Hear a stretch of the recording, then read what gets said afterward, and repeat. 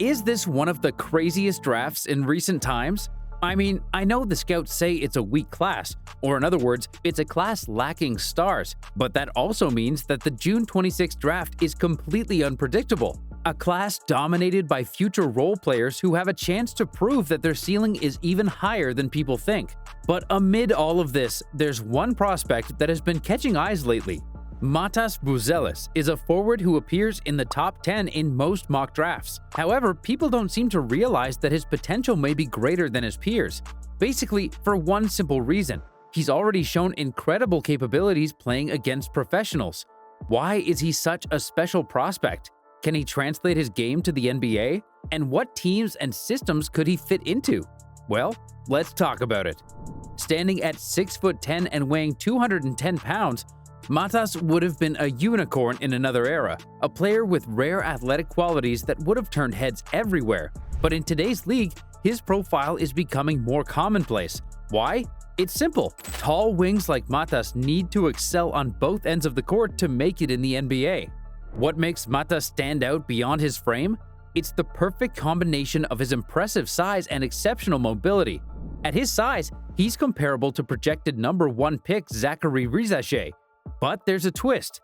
Matas seems quicker, more athletic, and has more bounce. His explosive leaping ability is a major asset, and his ball handling skills are off the charts for someone his height. What does this mean? It means Matas is a serious threat on the perimeter, folks. Buzelis, some contact, count the basket. He's not the most explosive forward in terms of his first step, but he does have good explosiveness near the rim. He's able to finish on traffic in the paint, and he's not afraid to be physical when he gets to the restricted area. And while he may not be able to speed past his defenders with ease, he has plenty of resources to finish over them. Whether it's with a high floater using Euro steps, in which he's very good at, or fadeaways from mid-range, Matas has a good touch near the rim. He also has very good footwork that he knows how to use very well in these types of situations, in a style somewhat similar to players like Luka Doncic. Not exactly as slow as Luka, but Matas still goes at his own pace when driving. If there's something Rizache and Buzelis have in common, it's that they're great players without the ball. They know how to read the game. They know when to cut, and they know how to mislead their defenders when the attention's not focused on them. These are qualities that are highly valued in NBA role players. But mentally, Matas looks like a player who will adapt quickly to the league. He's intelligent and has the ball handling to play far from the hoop. Buzelis takes Johnson baseline. Fall away is good. There are a lot of people who wonder if Buzelis will be a good shooter in the NBA, or at least an average one. The truth is that the doubts are understandable. This past season at Ignite, Buzelis made only 27% of his three-pointers, making 0.9 three-pointers per game on just over 3 attempts. An efficiency that's not very encouraging. However, it's worth noting that during his senior season in high school, he made 45% of his threes, albeit from a closer line. Honestly, his form looks pretty good. He has a high release and it's not a slow stroke. With Ignite, we've seen him make heavily contested looks on catch-and-shoot attempts. And while it's not the most natural part of his game, we've seen him score threes off the dribble, showing off his step back and footwork. But it's from mid-range where his jumper looks most lethal. Hits it back, Buzelis, 2 seconds for the win! Buzelis has a skilled fadeaway in his repertoire, both from the low post and in drive and stop situations. From there, he's able to create his shot with ease. He knows how to make space between himself and the defender, and his high release makes it very difficult for his shots to be properly covered. As a passer, Buzelis has potential. He's not yet able to produce many advantages for his teammates as he's not developed a great court vision, but with his ball handling and height, it seems that this is going to be one of his strengths. Some scouts have even compared him to a point forward like Lamar Odom, but this seems honestly to be a long-term project. If we talk about the defensive end, it's amazing how Matas can protect the rim. At 6'10" and with the same wingspan, Buzelis shouldn't be much of a threat to slashers, but he is. In the G League, he averaged 2.1 blocks per game in just 32 minutes of play. Really impressive numbers for one of the youngest players in the league. He has great instincts to go along with his best athletic attribute, which is his leaping ability. Buzelis plays above the rim both on offense and defense. He also plays with a lot of energy. being able to steal and catch loose balls thanks to his instincts.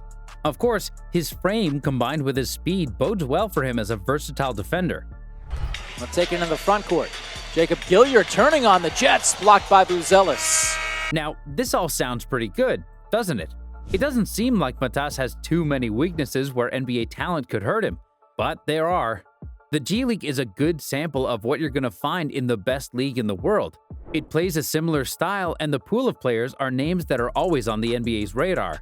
In addition, Buzelis has encountered opponents of all ages, many of whom had good experience in professional basketball. But no, the NBA and the G League are not the same. Buzelis has been able to use his physicality there, but in the NBA, all players have uncommon athleticism. And the truth is that Matas is going to have to work very hard in the gym during his first years in the league.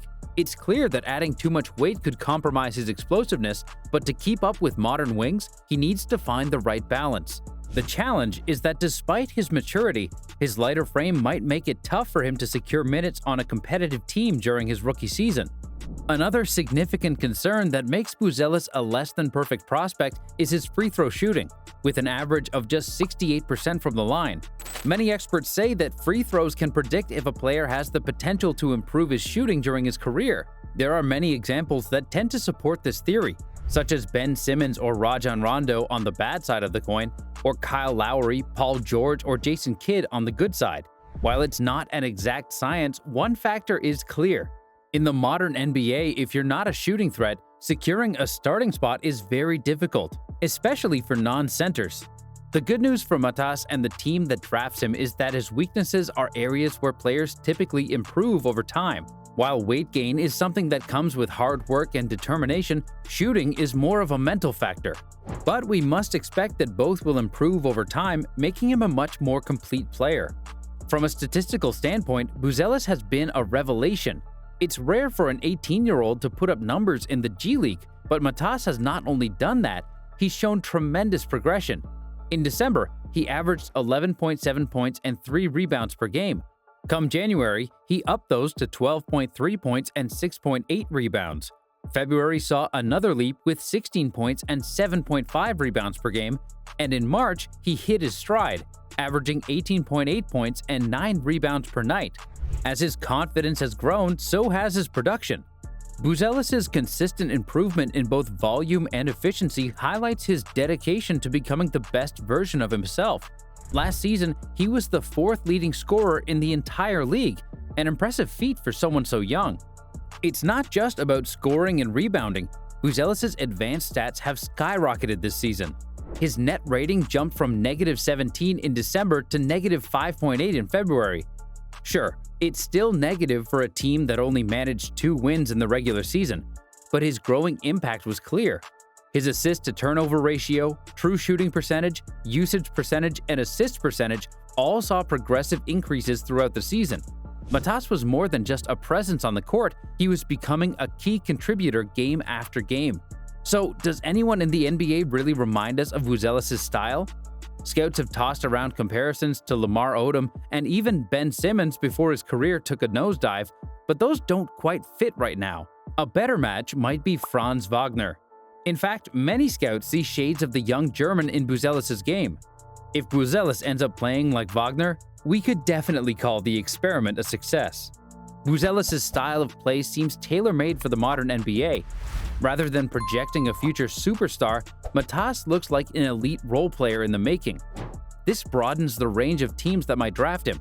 Teams holding picks in the 4 through 10 range, Spurs, Pistons, Hornets, Blazers, Grizzlies, and Jazz could all benefit from his skill set. However, San Antonio, Detroit, and Charlotte seem like particularly good fits for him. When a player's weaknesses stem from instinct, predicting their potential can be tricky. But with Buzelis, who appears mentally ready for the NBA's challenges, his ceiling is wide open. Don't be surprised if in a few seasons, this raw and agile prospect evolves into one of the top two-way role players in global basketball.